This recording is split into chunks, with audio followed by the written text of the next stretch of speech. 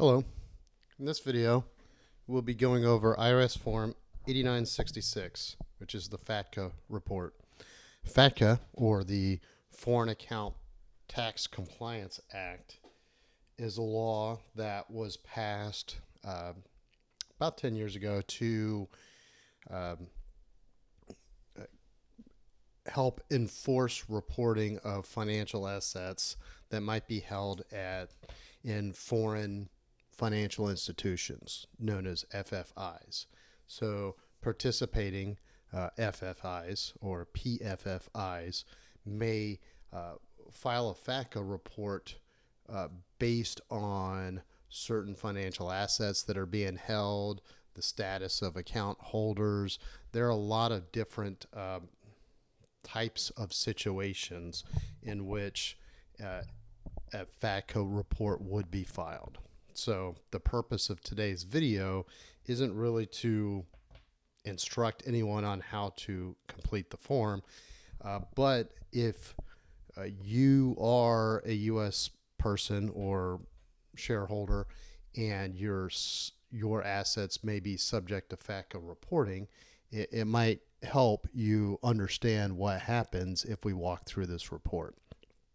So this is kind of from a perspective of seeing what's reported on your behalf. So we'll break down this form. We're not going to go through all of it, but we'll explain why. So there are 5 different parts.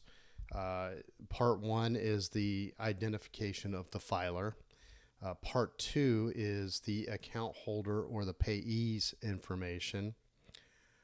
Part 3 is owner information, and a separate report may have to be filed for each unique owner.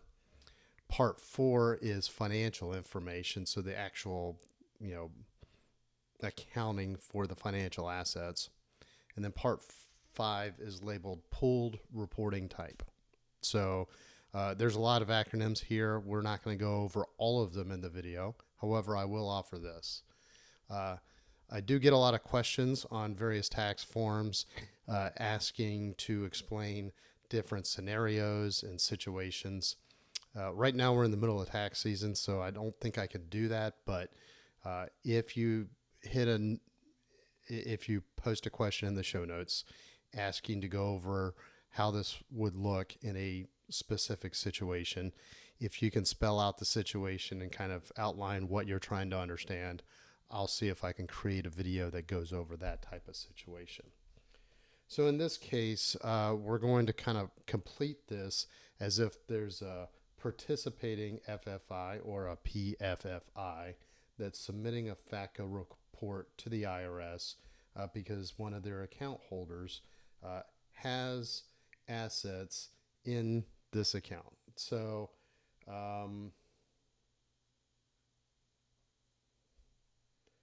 in this case, this is a PFFI. It's a U.S. account held by John Doe. The account filer happens to be located overseas, but they do have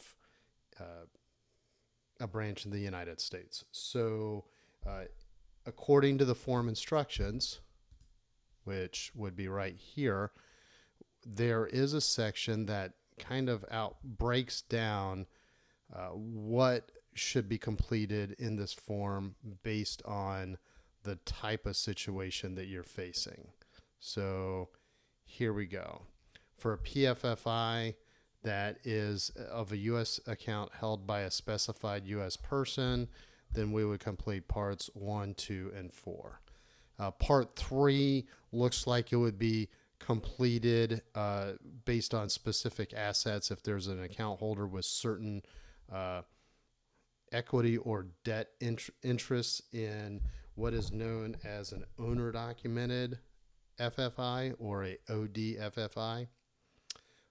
And then also if there is an NFFE involved. So in this case, we're going to bypass parts 3 and 5, and we're going to really focus on And so Part 5 really has to do with non-consenting consenting U.S. accounts in a limited capacity. So we're going to go back and we're going to focus on the form itself, and we're just going to outline what this may look like. So at the very top, above Part 1, you can see spots. You would need a 3-digit identifier, which would be unique to the filer if you're issuing paper forms. However, the IRS really either highly encourages or in some cases mandates use of electronic filing. And then you can also submit a corrected report, an amended report. You can void an old report, or you can check a box if there are no accounts to report. So we go into a little bit more discussion, but the difference between a corrected report and an amended report would be I believe a corrected report is one that the IRS sends you correspondence saying that there's something a little funky, so you update it based on the IRS correspondence. Whereas the amended report is one where you submitted a report, recognize that there's something wrong, so you submit an update. And what you would do is, with the amended report, you attach a copy of the old report, and you actually void out the old report, and then you submit the amended report. Whereas a corrected report, you don't need to send the old report. You're just making the update based on the IRS correspondence.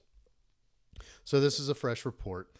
And so Acme Financial Holdings, which is located in Paris, 1000 Main Street, Paris, and then the province, country, postal code. They have a taxpayer ID number, or in this case, an employer ID number. But if not, some foreign financial institutions may have what's known as a global intermediary identification number. You should see one or the other, but not both. Now, we kind of started filling this in.